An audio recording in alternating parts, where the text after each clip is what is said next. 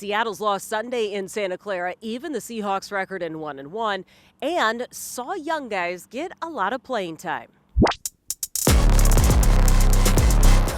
Hello, 12s. I'm Jen Mueller with your Seahawks Daily, and we knew coming into the season that there would be young talent playing key roles in all phases of the game. Sunday was a mixed bag of results for 6 rookies who saw significant playing time, but it is all part of the process. It's important stuff now.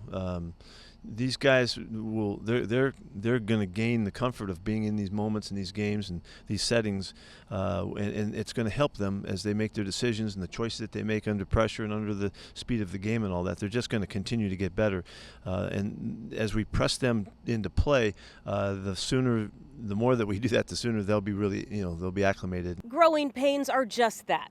Painful, but a necessary part of the process, as is making adjustments to curtail costly penalties. 10 penalties Sunday accounted for 106 yards and kept a couple 49ers drives alive. A lot of it is learning how the calls are made. We work on this stuff, and we have officials at practice and all, and we're always on it. But they still have to learn kind of what you can do and what you can't do in the games. For a second straight game, the Hawks defense faced challenges in limiting yards on the ground. Known as one of the best and most disciplined running teams in the league, San Francisco rushed for 189 yards on 45 attempts and averaged 4.2 yards a carry. It's about the discipline of the fits and the consistency of that. The big play that gets into us, yesterday, the 50-something yard play, we got the guy in the backfield. We got to get him down. It was Deebo Samuel, and he's pretty notorious for getting loose and getting out of it. But that was the play that really rocks us with the numbers overall. But we have to be more consistent in our fits, and I think that's a little bit of the newness. We're still working together to get stuff right. When in these games now, and it's the teams are so good and they're so equipped that if you have a hole there, they're going to take advantage of it. And the Niners were able to figure that out some, and so we can see that with the same place we stopped at other times in the game. So we got to find our consistency, and that's not there yet. The final numbers for the offense were lacking against San Fran. 216 total yards and just 34 rushing yards.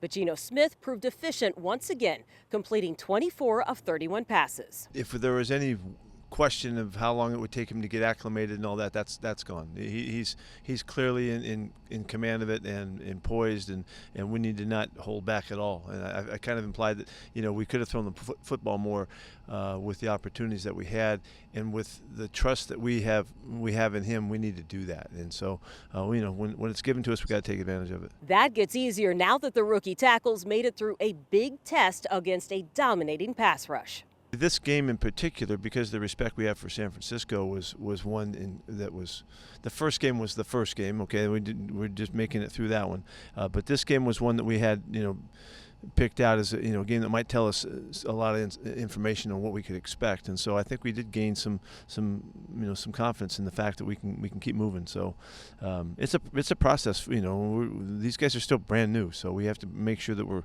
respectful of that and do a good job and not overexpose them. But we feel good about it, and we're making progress. Couple of injury notes from Monday. Damian Lewis is dealing with a thigh bruise and is pretty sore, according to Pete Carroll.